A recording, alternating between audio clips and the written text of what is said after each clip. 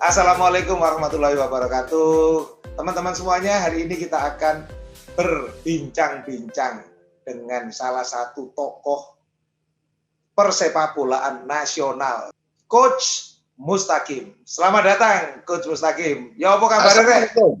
Aman, kabar. Alhamdulillah, Abi, Mas. Waalaikumsalam.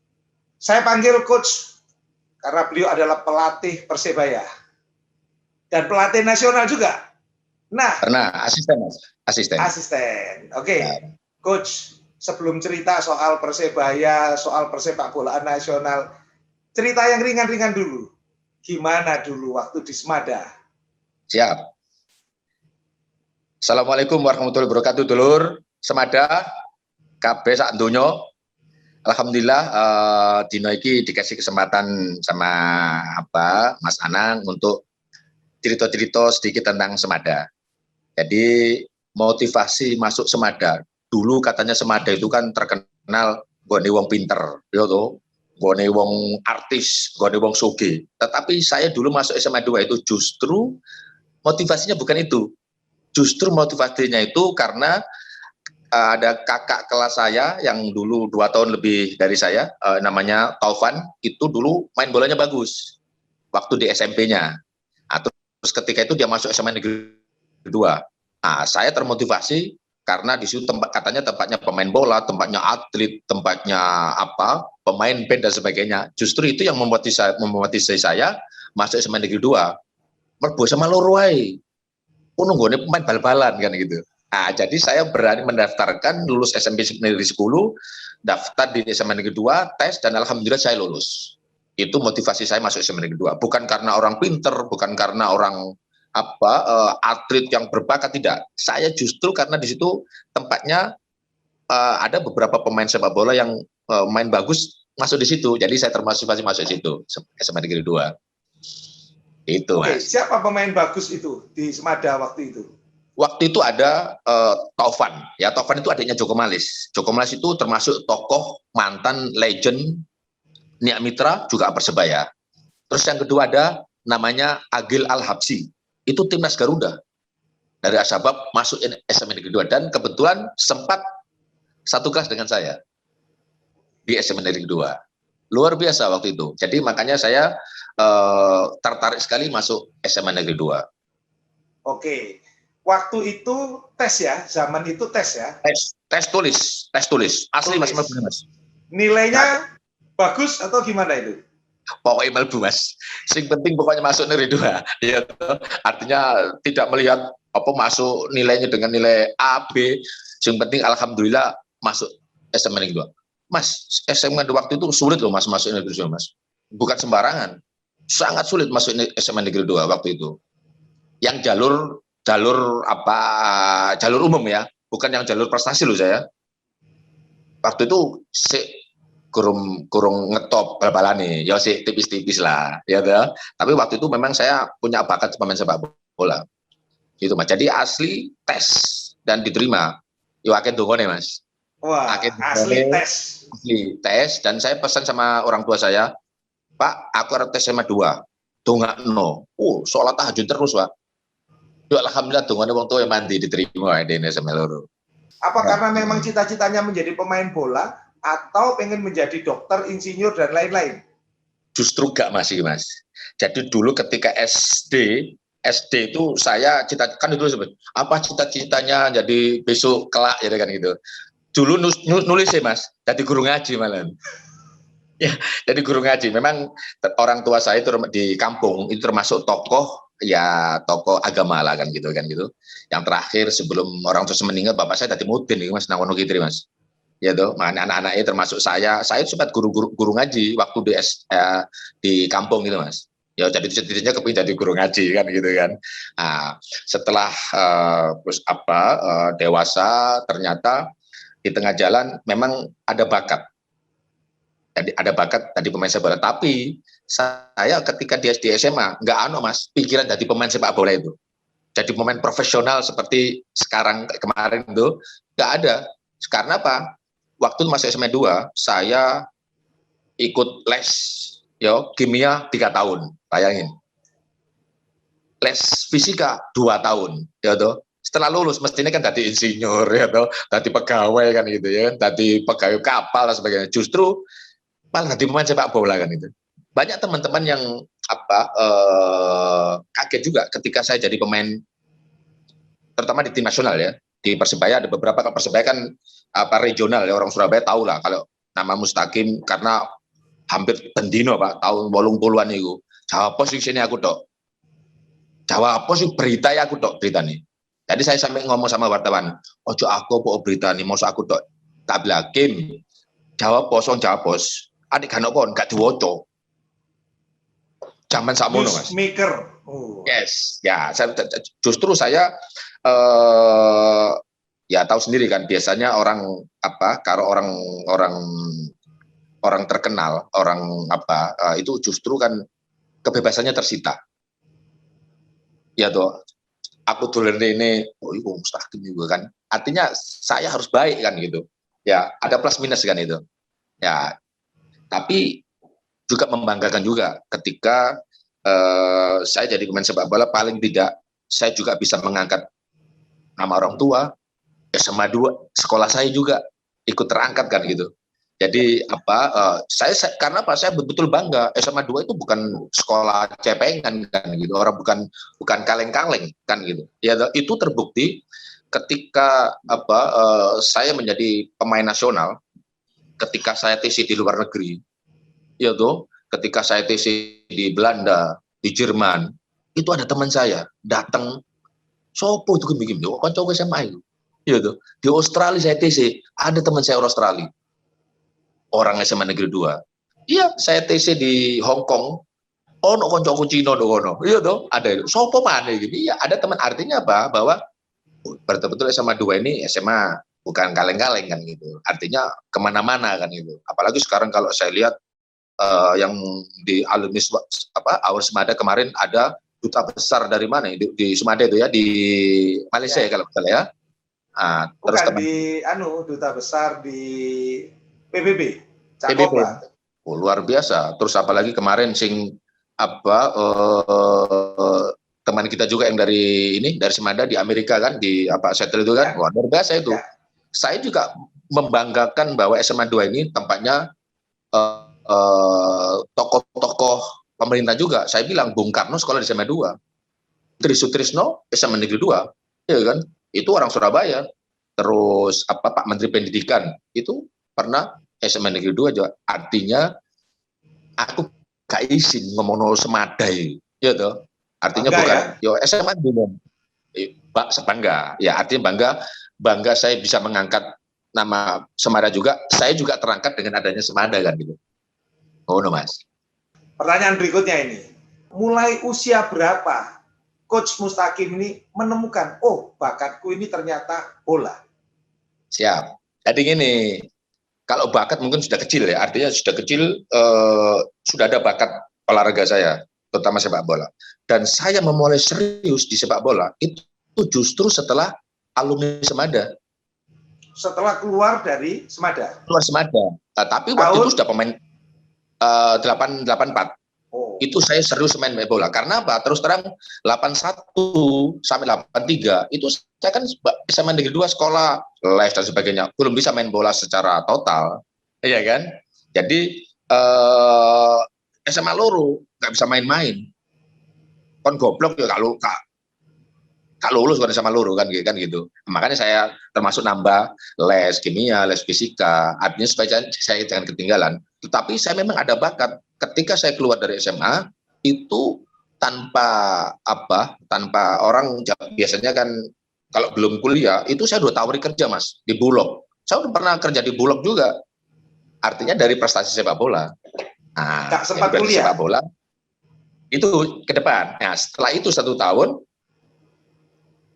saya ditawari beasiswa Mas. Beasiswa di Universitas 17 Agustus. Saya alhamdulillah saya sampai lulus tahun 91. Jadi hitung tahun Mas aku lulus sekolah. Karena saya banyak di tim nasional. Ketika saya kuliah di Untak, saya di Untak itu sampai semester 6 rajin aku kuliah Mas. Mari ngono, saya banyak di tim nasional, TC di Jakarta, TC ke luar negeri. Jadi sementara rotok lambat mas kalau ya mas kan gitu. Karena dulu masuk SMA, masuk Untak itu kriterianya yang dapat beasiswa mas itu adalah pemain Persebaya. Klub, saya pemain Persebaya, apalagi pemain nasional, terus tambah gak bayar sekolah mas, kan gitu. Tapi untuk biaya, tetapi untuk pelajaran nggak ada beasiswa itu. Kalau nggak lulus nggak lulus. Saya sampai statistik 2 kali nggak lulus mas. Ngambil jurusan apa? Administrasi negara, via negara. Ya artinya paling tidak ya iso sekolah, ya iso bal-balan kan gitu. Artinya ketika itu saya bisa lulus itu karena gini mas, ketika persiapan SEA Games yang di Manila saya kita medali emas itu H-7 saya cedera waktu itu, fraktur kaki saya. Jadi sebelum berangkat Manila itu kaki saya patah. Jadi saya nggak berangkat ke Manila SEA Games yang 91 yang dapat medali emas. Tapi justru dengan saya tidak berangkat itu, saya bisa menyelesaikan S1 saya di Untak. Saya bisa ikut ujian dan sebagainya. Itu yang hikmah yang saya tidak berangkat tim nasional ke Manila waktu itu. Ya. Siapa guru favoritnya Coach Mustaqim waktu di Semada? Karena saya pemain sepak bola dan senang olahraga, ya tentunya guru favorit saya guru olahraga Pak Zainuri. Dulu nilai olahraganya berapa? Api mas, 8 mas. 8. Nilai fisikanya kan IPA. Fisikanya gak seberapi ya toh. Tapi pokoknya gak goblok-goblok teman mas. Pokoknya isok tinggi tipis lah pokoknya. Wah, paling ya 6,5 mendekati 6,5 lah. Kimia yang kursus kemarin. Mas. Wangil mas itu mas pelajaran itu mas. Matematika? Matematika es podo sing apa pal-pal urut angel itu. Tapi olahraga 8 ya? Olahraga 8. Oke, sudah mulai kelihatan bakatnya. Oke.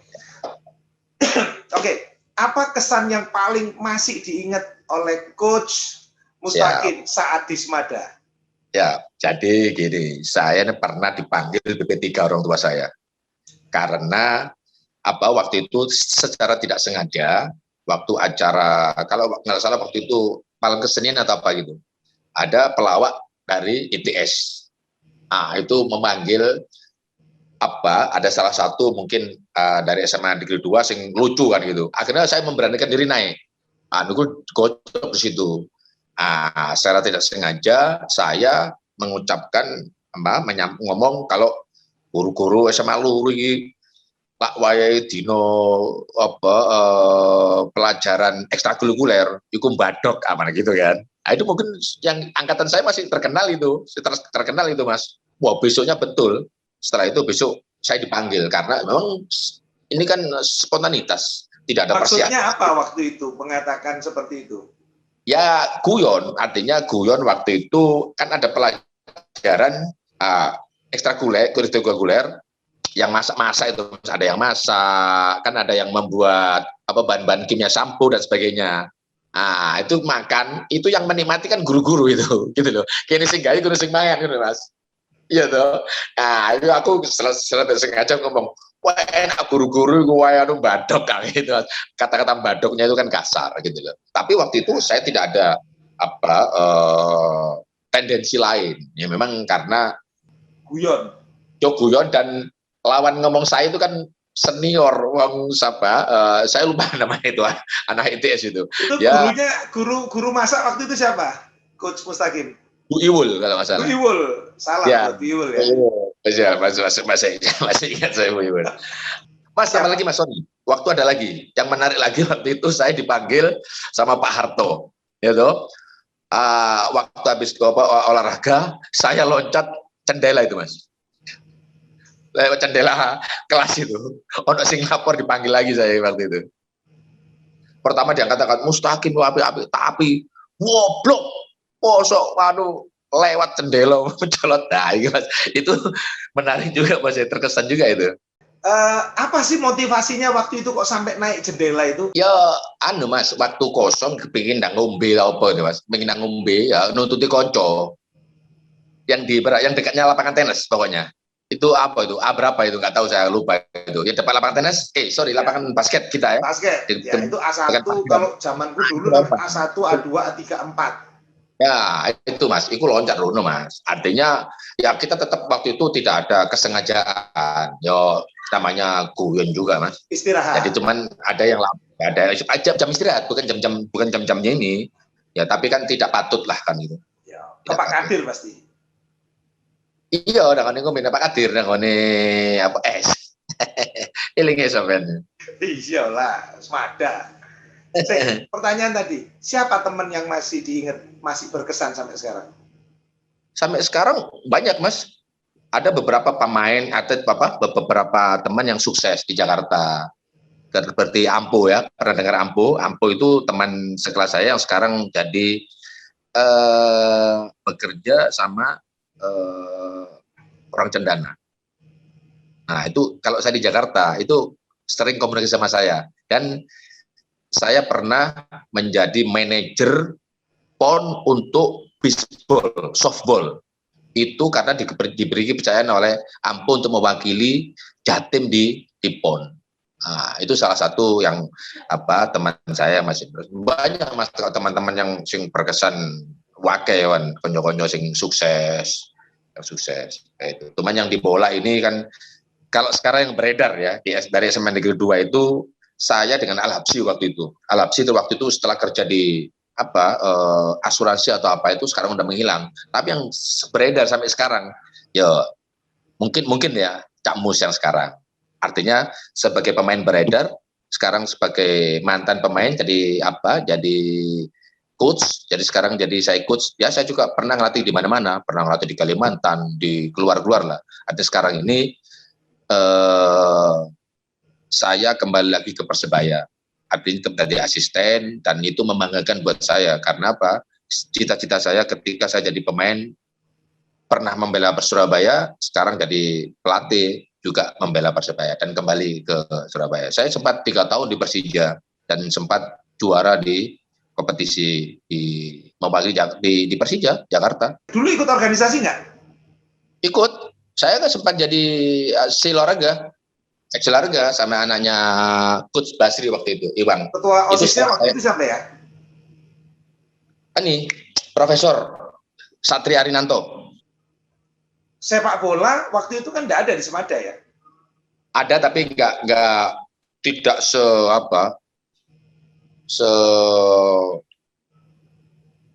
ngetop sekali mas.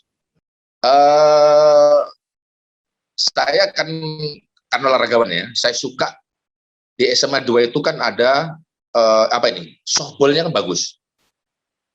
Softball kan bagus, jadi kalau misalnya softball bertanding Semada, saya kalau misalnya sempat saya menyempatkan nonton karena saya suka olahraga yang live ya. Surabaya live itu terus basket. Ada beberapa pemain kan kita yang dari keturunan itu kan api-api mas, misalnya main di Santa Maria main dan sebagainya itu bagus-bagus. Ya emang salah satunya SMA 2 itu kan di samping terkenal malam keseniannya dan sebagainya itu kan termasuk atlet-atletnya itu kan berprestasi. Ya termasuk ya artisnya kayak Ahmad Dhani yang sekarang Ita Purnamasari dan sebagainya. Nah itu kan juga membanggakan juga. Pada saat keluar itu langsung ikut klub. Sebelumnya ikut klub ya, tetapi prosentasenya itu lebih ke ke sekolah kan waktu SMA 2 sebelum waktu saya lulus kan. Klub apa waktu itu? PSAD, waktu PSAD itu di Brawijaya.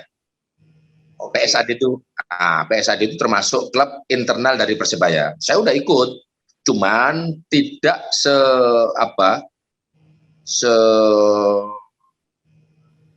sesering dibanding dengan sekolah kan gitu. Karena saya lebih mementingkan sekolah waktu itu.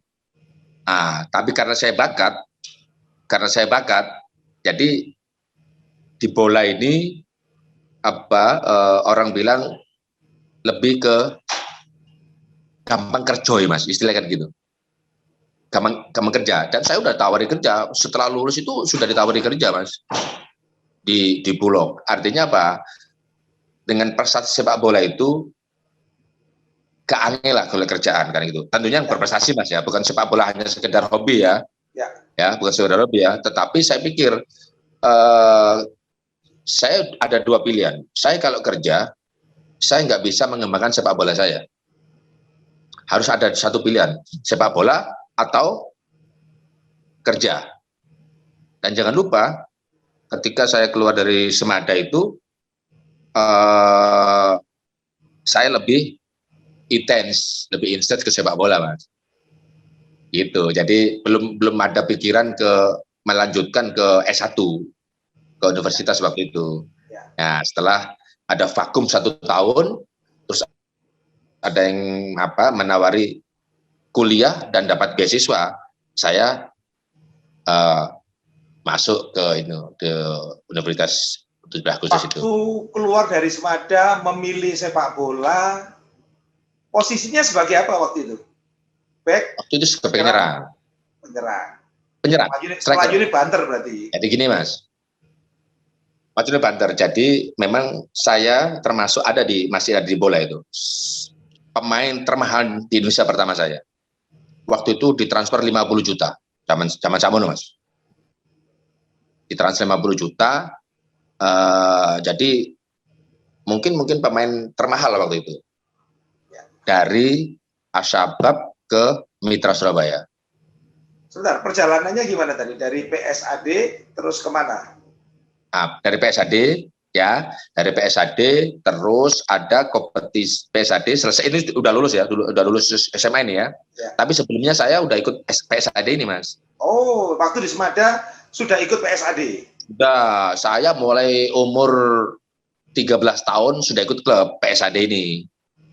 Cilik, Mas, artinya, tapi kan tidak seintens ketika umur wis roto memulai sepak bola, kan masih kecil semelo, Mas, memang ada bakat, tetapi ketika saya udah masuk SMA bal-balanku udah berkurang karena kayak SMA lu kayak sembarangan kan gitu kan, orang bilang gitu kan ya, jadi tidak bisa nyambi istilahnya ya, tidak bisa nyambi ya, jadi serius. Tapi ketika lulus SMA 2 karena bakat sepak bola dan mungkin takdir saya di sepak bola, aku lebih intens lagi sepak bola, Mas. Dan waktu itu ada kompetisi Piala Pemuda waktu itu, Mas. Piala Pemuda itu setelah lulus ya, tahun 84 ada main di Timur Timur.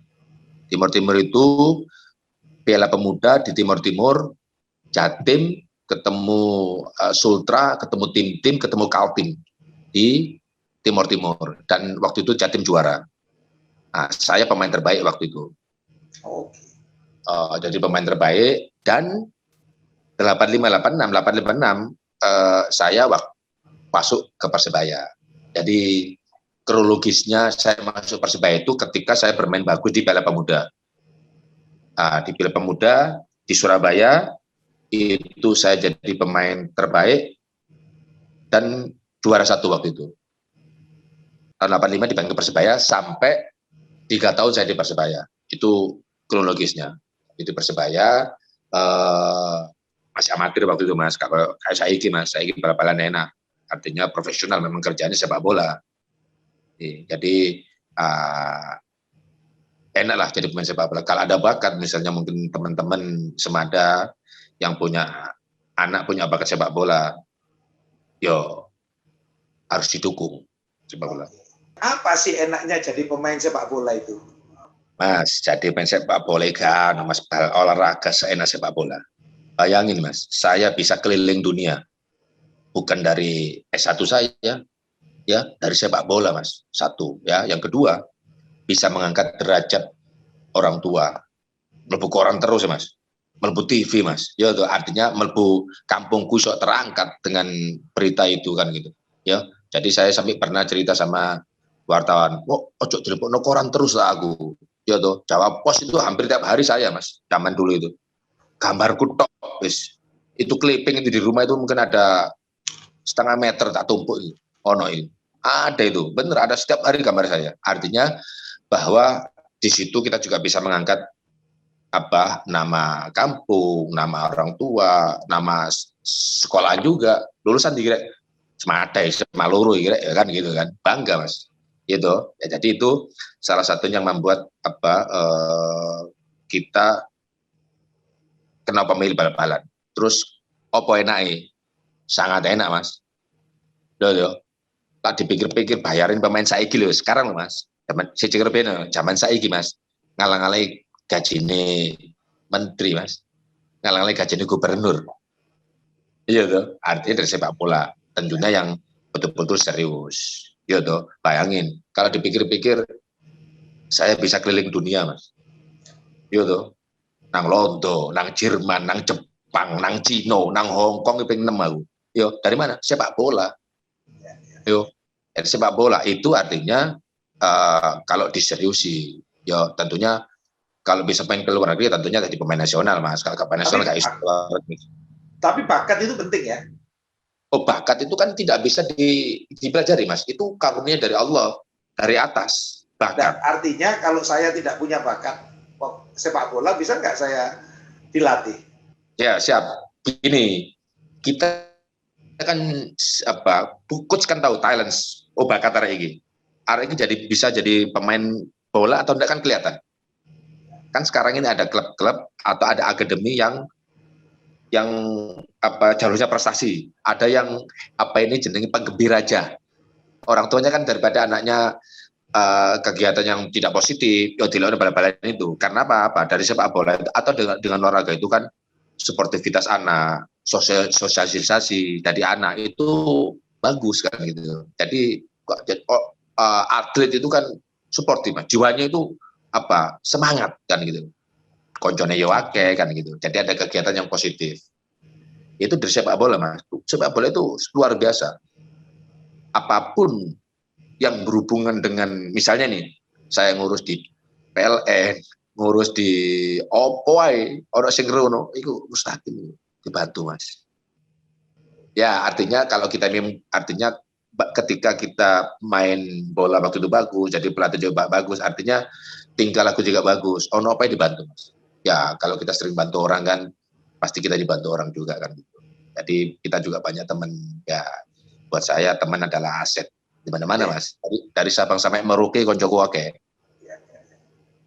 Oke, tadi saya belum menemukan jawabannya. Artinya apakah anak yang tidak berbakat itu bisa dirubah menjadi berbakat sepak bola? Kalau nggak bakat betul agak sulit. Ya, biasanya itu kalau orang tuanya punya bakat olahraga biasanya menurun ke anaknya kan. Tetapi juga bisa dibentuk dengan serius, dengan rajin, dan jangan lupa punya anak misalnya nih senang bal-balan, tapi dia bukan karena dipaksa orang tua ya. Kan sekarang ini ada orang tua yang diikutkan ke akademi sekolah sepak bola agar agar menjadi pemain sepak bola. Tapi kalau karena bakat Mas memang roto angel ya, tapi itu pun bisa menjadi pemain sepak bola. Karena apa? Dengan kerajinannya, dengan tekunnya, ya kan? Ono sama saya ini pemain bapak gak bakat anaknya jadi pemain sepak bola. Karena apa? Di sepak bola itu ya mungkin masa depan sekarang ini kan rotok terjamin lah. Ya tentunya sepak bola. Tentunya yang kalau misalnya nggak ada bakat, tapi sekolah pinter, kalau saya anjurkan ke sekolah. Tapi kalau misalnya ada bakat, orang tua harus dukung karena sepak bola sekarang luar biasa Mas. Jadi sepak bola itu dahsyat saya bilang. Saya bilang dahsyat itu kegiatan olahraga Mas. Mas Adwi kalau main sepak tahu sendiri kalau kita memain boreder, iya tuh. Wah, koyo anak presiden Mas. Iya tuh, nang di wah diaduk kawal polisi dan sebagainya. Dan itu luar biasa. Dan sampai delok berita cabang olahraga apapun paling ramai bendina bal-balan, menarik kan gitu, ada terus itu di sepak bola. Jadi itu makanya sepak bola saya bilang dahsyat itu. Apa bedanya sepak bola sekarang ini dengan zaman dulu waktu Coach Mustaqim masih jadi pemain ya? menjadi pemain? Ya, zaman saya dulu masih amatir, Mas. Amatir itu tidak seperti sekarang, digaji tiap bulan. Kalau saya, zaman dulu, hanya ketika ada kegiatan, menang oleh bonus. Ya, sekarang, main gak main, kalau udah kontrak 1 tahun, 2 tahun, bayaran terus, Mas. Masih ada sponsor. Dulu zaman saya, Mas, itu duit dari Pemkot, dari Pemkap, dari KONI. Sekarang enggak, Mas. Jadi sekarang ini kalau misalnya Mas Anang duit banyak, bisa beli klub, apa jadi sampean, kan gitu. Dari sponsor. Dan sekarang duitnya miliaran. Gak kayak dulu zaman saya, Mas. Itu duit ini tipis-tipis ya, tapi memang zamannya. Ya memang sekarang bedanya itu amatir dengan profesional. Kalau dulu fanatisme, Mas, fanatisme. Saya masih ingat betul ketika saya pemain Persebaya pertama main bagus, diajak ikut klub profesional di Bontang, Mas, waktu itu. Karena saya lebih masih senang Persebaya gede jenenge kan gitu. Tak belo teman kan gitu. Saya nggak mau tawari, Mas. Padahal gaji podo insinyur oleh oma. Ya nggak mau, Mas. Karena lebih fanatisme, bangga dengan Persebayanya ini. Tapi kalau sekarang, ya nggak cukup fanatisme, Mas. Ya, itu kayak sok ngurupi anak bojo, Mas, kan ini, Mas. Ya, jadi itu sah-sah saja, profesional. Dan itu memang, dan kesempatan tidak datang 2 kali. Ketika ada yang nawari, ya wes ambil kan gitu. Apa sih pekerjaan pemain sepak bola mulai dari Senin sampai Minggu, Senin lagi, kalau tidak ada pertandingan?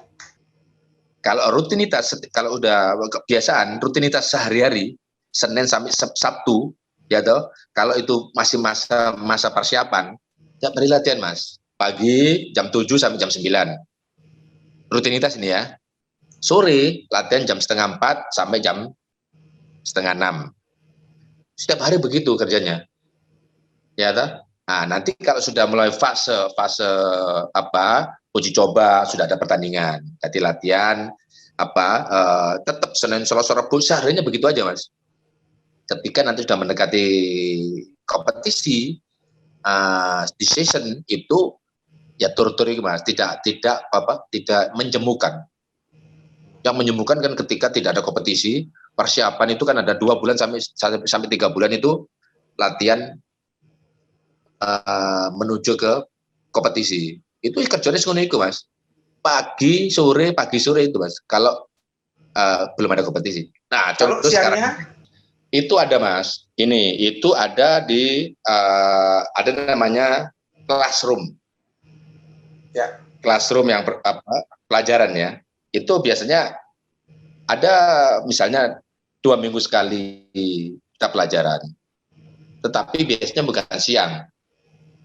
Biasanya malam. Karena terus terang kalau siang itu waktunya istirahat dan pemain capek latihan gitu. Jadi biasanya ada untuk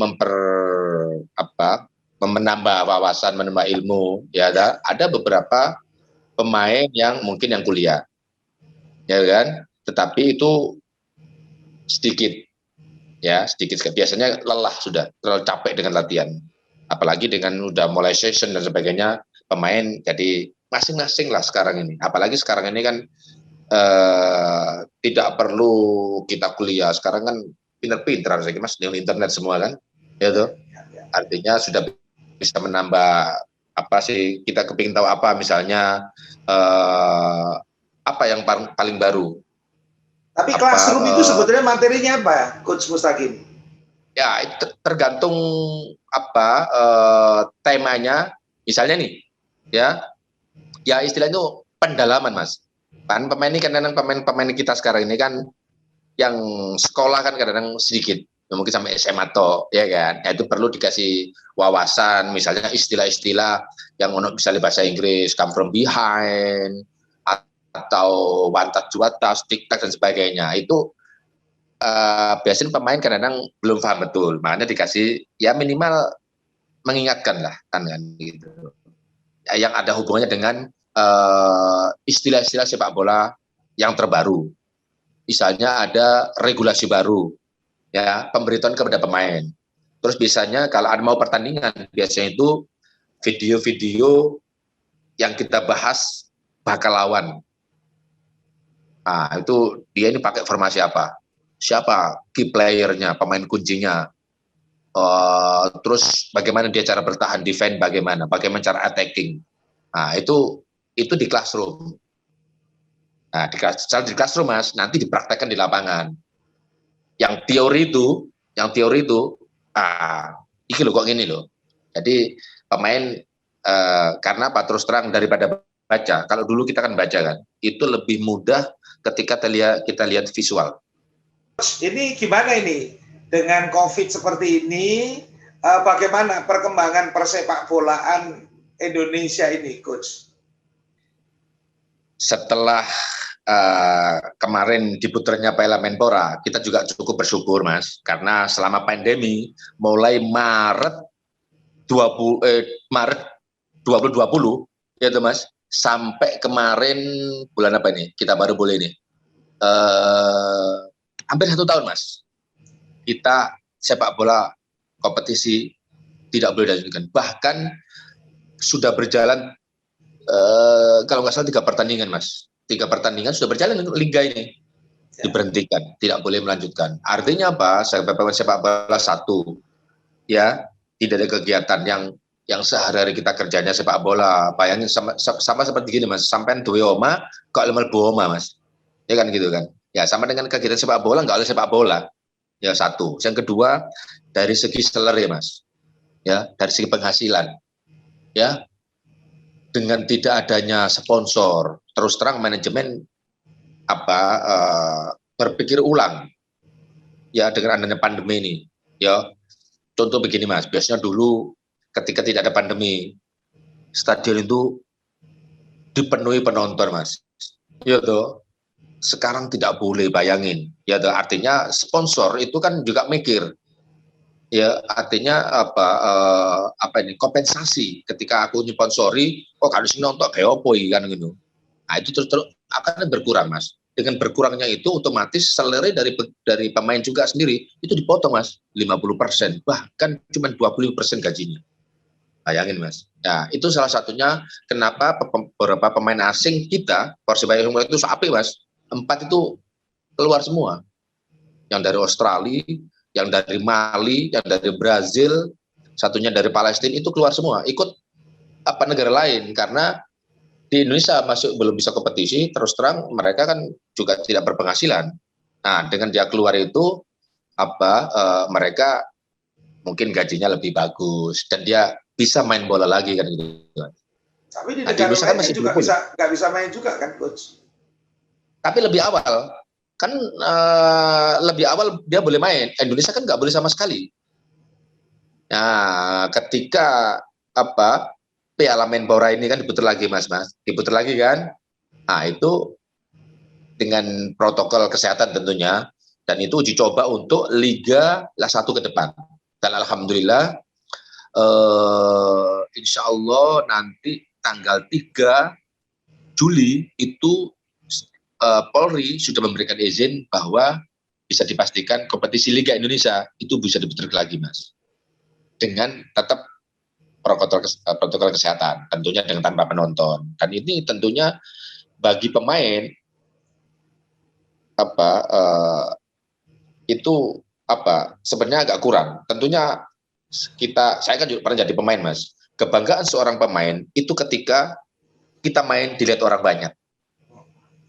Ya sekarang kan enggak ada penonton. Artinya gregetnya itu kurang. Satu. Yang kedua, dari segi klub sendiri pemasukan kan kurang Mas. Penonton misalnya nih tambah di GBT sampai 50.000, 40.000, bayangin 50.000 piro duit bukan gitu Mas.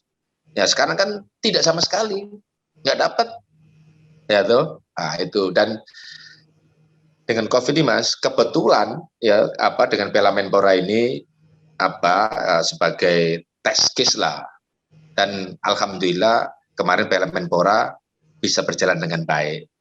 Ya, dan jadi ya kalau sana sini kecil sedikit ada kasus-kasus sedikit ya normal, tetapi secara umum alhamdulillah Piala Menpora itu bisa diputar dan selesai dengan baik. Dengan Persija kemarin juaranya kan, juara pertama melawan Persib Bandung. Nah, itu Persebaya ada untungnya juga dengan adanya Piala Menpora tanpa pemain asing, mencoba pemain-pemain lokal, putra ya istilahnya pemain-pemain binaan kita sendiri kan gitu. Jadi itu yang membuat salah satunya presiden kita Mas Asrul juga bangga. Bangganya apa? Dengan pemain lokal kita juga bisa contoh kita melawan pemain Madura United yang 5 pemain asing kita bisa kalahkan. Artinya itu kan kebanggaan tersendiri. Apa yang membedakan secara skill ya antara pemain asing dengan pemain lokal? Ya tentunya satu dari segi profesionalisme, yang kedua skill. Yang membedakannya pemain-pemain asing itu di atas rata-rata, Mas. Artinya di atas rata-rata itu dari segi misalnya dribble, dari segi shooting, bagaimana cara bermain, bagaimana mensupport teman, itu mereka udah levelnya lebih tinggi daripada kita. Oke. Sehari-hari mereka itu profesional, Mas. Kalau kita kasih libur pemain, biasanya ada yang belonjo nang mall. Mereka tidak. Kadang-kadang mereka ini ke gym untuk menjaga kondisi.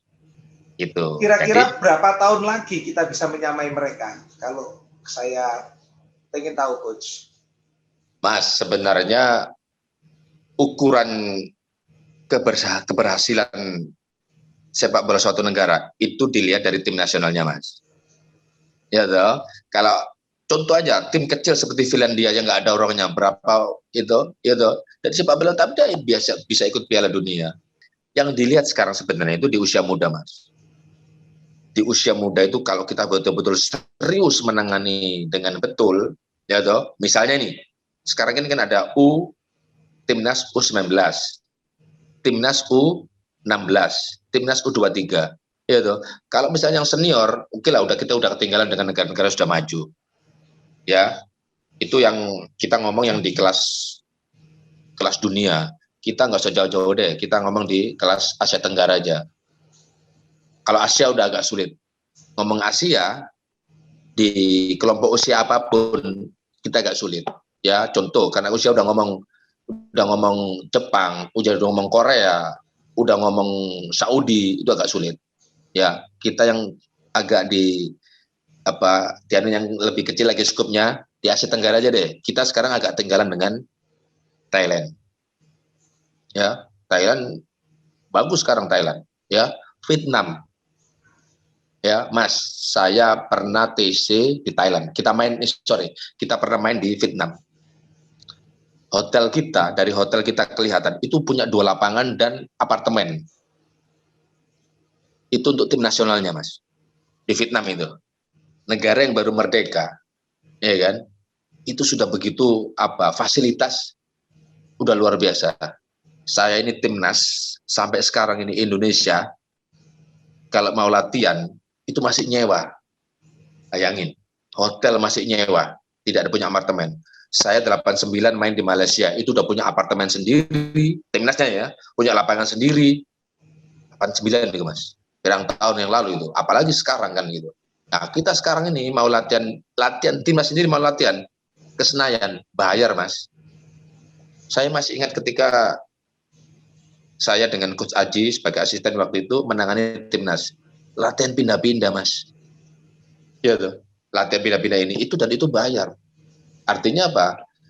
Sebagai mestinya tim nasional itu kan punya lapangan sendiri, gak usah nyewo, itu punya apartemen sini, gak usah hotel-hotelan. Itu kan lebih nyaman kan itu. Nah, itu yang membuat prestasi kita agak sulit untuk ke depan mengenai tim-tim yang sudah negaranya itu di manage secara betul. artinya membantu betul pemerintahnya kan. Mestinya kita juga begitu, punya ya nggak usah besar-besar seperti GBT lah, artinya punya lapangan sendiri, apartemen sendiri, nggak usah mewah tapi ada kan gitu. Jadi sewaktu-waktu, oh timnas U23 TC di situ, lapangannya juga di situ, oh 19 di situ, ya ini yang kita yang agak kurang. Negara sampai ini gede ini nggak ada lapangan kan gitu. Ya, ya. Itu mas yang bedanya. Itu kenapa kita salah satunya sepak bola kita tidak bisa menyaingi negara-negara ISKA 1 atau Asia Tenggara, agak sulit sampai sekarang. Dan ingat, 91 sampai sekarang SEA Games aja yang di kelas Asia Tenggara, kita belum pernah dapat medali emas. Pirang tahun nih mas, 91 sampai saiki mas. Nah, itu artinya apa? Sepak bola kita stagnan, terutama timnas. Ukurannya itu timnas mas. Ya, ya, ya, ya. Timnas, kalau negara itu bisa maju, mas, klub PAP karena uang euro mas. Yang dianu kan timnas, ya kan, yang jadi ukuran itu timnas. Ya, ya, ya. Oke, artinya peran pemerintah itu penting untuk kemajuan persepak bolaan Indonesia. Harus dukung mestinya. Artinya siapapun ketua umum misalnya nih, Mas Anang jadi ketua umum, jadi kenang-kenangan kurek sama Jaria kurek tak bangun lapangan misalnya, tak bangun apartemen lah. Iya toh, ketika sampai 10 tahun nggak jadi, oh ini kenang-kenangan. Dan itu bagus. Mestinya itu yang harus pemerintah dibuatkan lapangan sendiri kayak timnas, khusus kayak timnas, opo aja ngono. Tadi wis gak usah nyewa-nyewa. Lebih penting mana? Fasilitas yang sifatnya fisik dengan spirit kita yang untuk maju menurut coach. Untuk sekarang yang penting nggak fisik mas, fasilitas itu lapangan DW, apartemen DW. Kalau misalnya yang sifatnya motivasi itu bisa sewaktu-waktu mas. Kalau wis ono kan istilahnya kan ya mas, pada balik ini loh, sampean pun nak oma DW karo nyewa ya wis enak ndi. Ya loh, ketika sampean kontrane arep entek, wah kurang tahu nih. Kontrane kurang bulan, gubuk kabeh kalau kontrakan maneh oma mas kan gitu. Nyewa kan. Nah, karena kalau punya rumah sendiri kan enak. Kita nggak perlu mudah gitu, latihan juga nyaman dan sebagainya. Dan jadi itu yang kita sarana kunci sukses kita. Tentunya dengan adanya sarana itu ya tentunya objeknya kan pemain. Artinya bahan baku nih, apa istilahnya juga Pak? SDM mas. SDM-nya. Kalau ngomong SDM, Indonesia luar biasa mas, luar biasa. Hanya fasilitas saja ya. Fasilitas dan tidak ditangani secara total gitu loh. Kalau dibandingkan dengan olahraga yang lain seperti badminton, kita ini kan selalu menjadi juara. Apakah fasilitas yang diberikan untuk pemain badminton ini lebih bagus daripada pemain bola? Mas, di Indonesia olahraga yang sifatnya kolektif itu agak sulit. Bukan yang sepak bola, basket misalnya, volley misalnya, apapun yang sifatnya kerjasama, baseball, itu agak sulit. Tapi perorangan Indonesia api mas. Badminton kan perorangan. Itu bukan karena karakter bangsa kita yang sebetulnya kurang bisa bekerja sama. Salah satunya, mas. Saya ini pernah TC main di Belanda waktu itu, uji coba dengan tim Belanda. Ada orang bule menyampaikan Indonesia secara individu 2 jempol, tapi secara kolektif dia tidak melihat itu. Ngerti mas ya?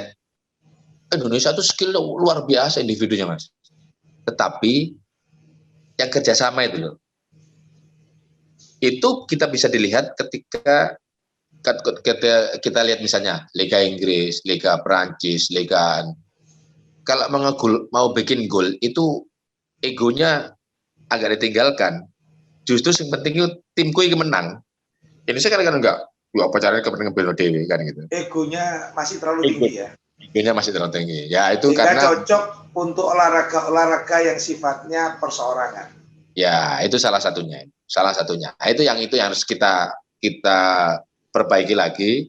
Artinya secara kolektif itu kalau apa segala sesuatu yang dilakukan dengan kolektif kan lebih ringan Mas, lebih enak kan, gitu loh. Pada bareng kerja macul menaknai kalau si loro kan, tapi uang akeh kan cepet api kan gitu. Nah seperti itu. Dan bukan termasuk di badminton itu memang ya sarana dan apa fasilitas. Dan jangan lupa Mas, kayak badminton, pingpong, sing diurusi kan namanya Didik Mas. Ya sedikit kan, di bawah bayangin, uang 10 karakter yang berbeda, ya kan karakter berbeda Mas. Tetapi dari sisi perhatian masyarakat, perhatian media, itu kan luar biasa di bola ini. Sangat, makanya saya bilang tadi kan sepak bola itu dahsyat Mas. Tapi sementara olahraga yang kurang mendapatkan perhatian, misalkan badminton mungkin tidak semasif bola untuk perhatian, tapi kok malah lebih unggul secara prestasi dibandingkan bola yang support dari masyarakat yang luar biasa, support dari media yang juga cukup bagus, malah kurang bagus. Ada cerita ya, di Lamongan ada pembalap sepeda panahan, itu kelas dunia Mas. Kelas dunia ini, karena berita Mas, di koran itu. Di Persela, ya, tim yang baru kemarin sore, saya waktu ngelatih sana, itu sudah hampir tiap hari masuk koran. Itu dasarnya sebab satu itu. Yang kedua, ya itu Mas, di sepak bola itu ada kompetisinya. Misalnya nih PS Tekek atau PS apa itu, ada kompetisinya terus, ada kegiatan terus. Lah kalau misalnya nih anggar atau hoki, klub nggak ada kompetisinya, apa sih diberitakan Mas? Iya kan? Artinya bingarnya yang luar biasa ya. Oh, luar biasa tuh. Dan tapi prestasinya berbet. Nah, prestasi artinya gini, saya ngomong sepak bola Indonesia itu kan besar di berita aja, prestasi belum. Sampai pernah ngomong apa di guyonan ya. Bal-balan ini karena prestasi ini tuh geger toh, dibanding dengan misalnya yang badminton di SEA Games mesti dapat medali. Di sepak bola kan enggak juga, tapi justru yang menarik di sepak bola karena itu Mas, pengemasan di TV dan sebagainya itu kan yang menarik, dan mungkin stadionnya gede juga, penonton juga banyak kan gitu Mas. Ya, dibandingin kan misalnya basket juga bagus-bagus sebenarnya, cuman mungkin uang stadionnya kecil, orang sedikit yang nonton. Pingpong juga misalnya kan nonton sedikit juga kan itu. Tapi di sepak bola hampir tiap hari koran opo wae, media opo sing elek-elekan sing kan anune iku ya beritanya terus. Itu yang membuat orang akhirnya terbiasa dengan sugesti dengan berita-berita sepak bola. Jadi kayak wis kalau dulu orang nggak baca Jawa Pos atau nggak baca Surya atau nggak lihat ini, nggak menarik kan, nggak baca, ya kan kayak itu kan, ada istilah begitu kan. Ya, tapi peran pemerintah ini menurut coach sudah bagus atau belum? Sekarang bagus. Sekarang bagus. Diharapkan sekarang lebih bagus lagi. Pemerintah itu bukan hanya pemerintah ya, pemerintah itu kan keamanan, si polisi misalnya, segi izin dan sebagainya. Tapi kalau nggak kepala suku ini ngomong, kepala suku kalau misalnya RI 1 ngomong, kompetisi jalan, ya di polisi kan nurut aja. Ya, artinya bahwa dukungan dari masyarakat sudah, dukungan dari media sudah, dukungan dari sponsor sudah, dukungan dari klub sudah, dukungan dari pemerintah sudah. Kalau 55 dukungan ini sudah semua, berapa tahun lagi Indonesia akan berprestasi? Kalau dilihat, kalau misalnya sekarang U23 udah ketinggalan ya. Kalau menurut saya yang dari U16 sekarang ini, U16 ini dilihat sampai jadi senior, 16, 17, berapa ini? 5 tahun lagi tambah 5 tahun. Umur sekarang 2001 ya. Ya mungkin 5 tahun lagi pemain-pemainnya kan jadi pemain senior nih. Ya. Nah itu yang kita tunggu. Itu yang betul-betul kita motivasi, kita berikan perhatian lebih terhadap pemain-pemain yang usia muda. Yang ini nih, artinya jangan misalnya nih, jangan dipecah-pecah lagi, jangan kalau udah ini dikumpulkan jadi pemain-pemain yang nantinya bakal menjadi pemain senior yang bagus, tim andalan, ya ini yang diperhatikan. Artinya kalau sekarang ini kan udah ketinggalan, Mas. Ya. Yang senior ini ya. Sudah tidak iso nututi lah. Ya. U23 udah terlambat ya toh. Ya. U19 ya. U19 ya rotok ketinggalan sekarang mesti kalah. Yang harapan kita di U16 ini ya. U16. Sekarang ini kan pemainnya bagus-bagus juga itu. Salah satunya di kita ada Marcelino. Marcelino itu pemain Persebaya. Itu pemain muda itu umur 16 itu. Nah, nanti kalau berarti 5 tahun lagi udah menjadi pemain senior, apalagi wah udah luar biasa dengan catatan perhatian lebih dari pemain mereka. Artinya kan sudah masyarakat, media, pemerintah, sponsor udah semua kan. Ya, jadi sekarang kembali lagi ke timnya yang di ini kan. Satu lagi, ada berapa bersaudara Coach Mustaqim ini? Saya sekarang, saya termasuk keluarga besar, saya 9 bersaudara, saya nomor 7, dan saya punya kakak 2 orang, itu Mas Kamto dengan Mas Hambali, itu juga Persebaya dulu, teman Kak Ngetop kayak adik, ya adik sampai pemain nasional, tapi kakak saya dulu Persebaya juga, bagus, ya. Jadi keluarga saya itu keluarga olahraga, ya. Adik saya Mustafa itu pemain voli. Dia kerja di LAJR juga dari olahraga. Begitu juga kakak saya juga. Yang di 2 itu kerja di Bulog juga dari sepak bola. Jadi memang saya keluarga sepak bola. Jadi karena keseharian kumpul dengan kakak-kakak saya yang hobinya sepak bola, akhirnya saya katut. Nah, cuman memang saya ada bakat. Bakat itu disampaikan kakak saya bilang ketika teman-teman kak saya sepak bola latihan, habis latihan dari BJ ke rumah, dia nunjuk saya waktu saya main-main sepak bola plastik di aspal gitu lah ya, di kampung ya. Tutup aku bener-bener, mana sih ngetop iku adikku itu.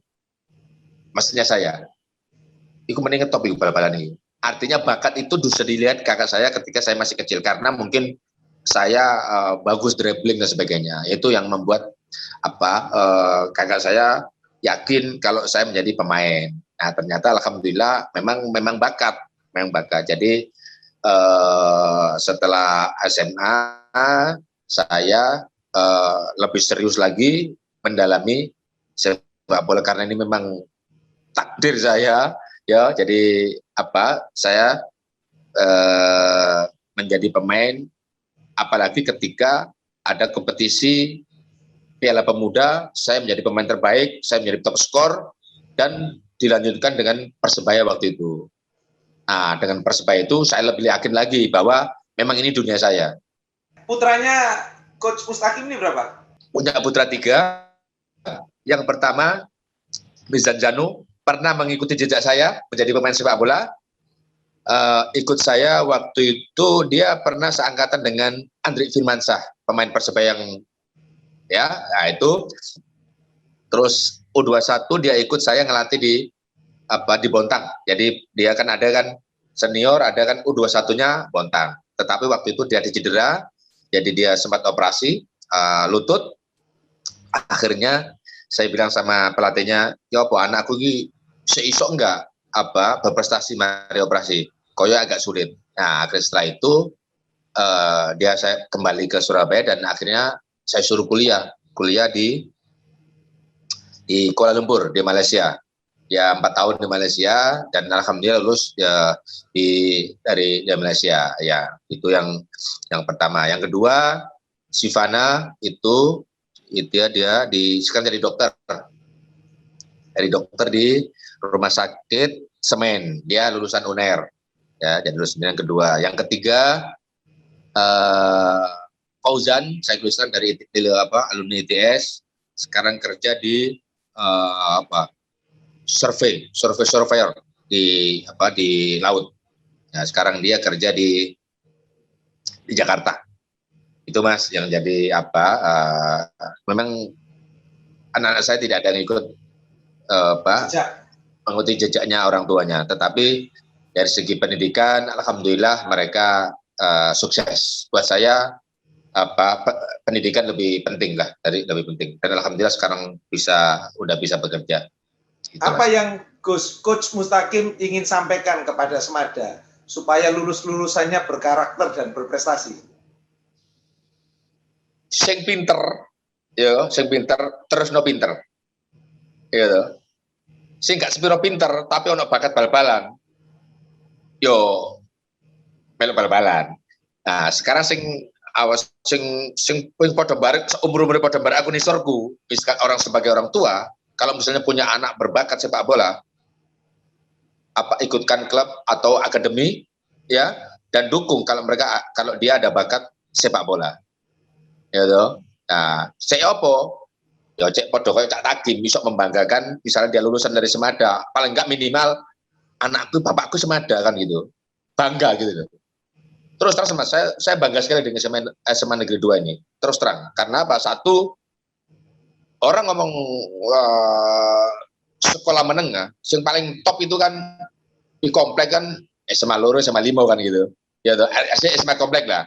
Salah satunya SMA 2. Itu orang akan misalnya yang bukan orang dari Surabaya, oh iya jadi SMA Loro Pak, kan gitu. Itu membuat saya juga bangga kan gitu. Ya saya juga bisa cerita sama teman-teman misalnya nih anak buah saya atau teman-teman rekan saya yang bukan orang Surabaya, saya bisa cerita SMA Loro Pak, gone wong andal-andal lah bilang gitu. Ya toh. Presiden Indonesia pertama, sekolah SMA Loro itu. Ya toh Pak. Wakil Presiden Pak Trisno sama Loro itu. Nah, kita juga bisa bangga kan gitu. Jadi artinya terus saya artinya top itu Ahmad Dhani ya toh, Piyu ya kan. Saya bangga gitu loh. Nah, itu apa membanggakan saya juga. Nah, begitu juga makanya bagi orang tua Semada atau anak-anak yang Semada, kalau misalnya punya bakat olahraga, milih bal-balan aja, timbangan olahraga lian nih. Iya toh. Satu, yang kedua, kalau bakat misalnya yang artis, yang pemain band dan sebagainya, ya lebih bagus lagi supaya apa? Ojo nanggung-nanggung prestasi nih. Ya kayak Ahmad Dhani ngono. Ojo cek apa? Ya mantap sama Loro ya kan itu. Iya toh, Mas. Nah, ngono Mas. Oke. Pokoknya sing duwe anak pemain bal-balan bakat kudu didukung. Saya dukung dan saya doakan kalau misalnya anak-anak pemain, anak-anak mantan Semada, wong Semada bal-balan, kalau perlu misalnya hubungan aku, ya toh, artinya saya bisa bantu mengarahkan kemana anak itu yang punya bakat sepak bola itu, supaya nantinya bisa menjadi pemain yang profesional misalnya. Oke, terima kasih Coach Mustaqim. Hari ini adalah pertemuan yang luar biasa karena inspiratif sekali di acara di alumni ngobrol asik seputar alumni Semada Surabaya. Salam satu nyali. Wani.